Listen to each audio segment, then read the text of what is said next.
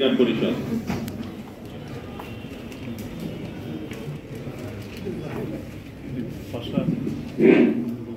আসসালামু আলাইকুম ওয়া রাহমাতুল্লাহ। 10 ডিসেম্বর আন্তর্জাতিক মানবাধিকার দিবস উপলক্ষে আইনজীবী অধিকার পরিষদ কর্তৃক আয়োজিত আজকে আলোচনা সভায় উপস্থিত আছেন আজকের প্রোগ্রামের সম্মানিত সভাপতি, উপস্থিত আছেন গণ অধিকার পরিষদের বিভিন্ন কেন্দ্রীয় নেতৃবৃন্দ এবং আমাদের বিভিন্ন অঙ্গ সংগঠনের নেতৃবৃন্দ এবং প্রিয় সাংবাদিক ভাইরা, সবাইকে গণ অধিকার পরিষদ কেন্দ্রীয় সংসদের পক্ষ থেকে সালাম এবং শুভেচ্ছা জানাচ্ছি। আজকের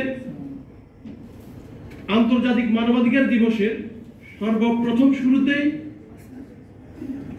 বিশ্ব মানবতার মুক্তির দূত, যিনি সর্বপ্রথম এই মানবাধিকার নিয়ে কথা বলেছেন, শুধু কথা বলেননি, যিনি মানবাধিকারকে লিখিত আকার ধারণ করেছেন মদিনা সনদের মাধ্যমে, সেই মহান মানব হযরত মুহাম্মদ সাল্লাল্লাহু আলাইহি ওয়াসাল্লামের প্রতি দুরূদ পাঠ করছি।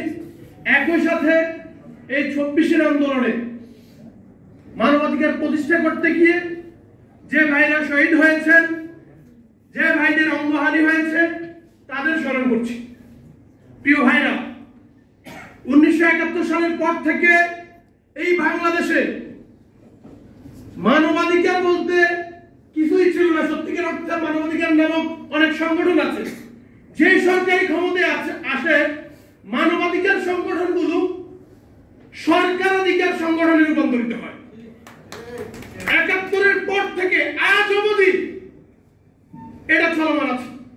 আমরা দেখেছি হাসিনার আমলে গত 16-17 বছর এটা শুধু সরকারাধিকার সংগঠনে পরিণত হয় নাই, এটা হাসিনা অধিকার সংগঠনে পরিণত হয়েছে।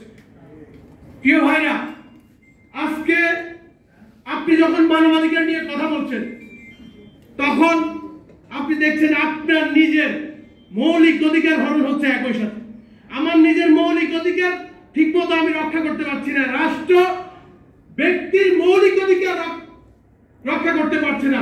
সেই জায়গায় মানবাধিকার, এটা তো আরো বিশাল বড় বিষয়। এই যে নিয়ে আলোচনা করা মানে আমার কাছে একটা অদ্ভুত মনে হয়। আমি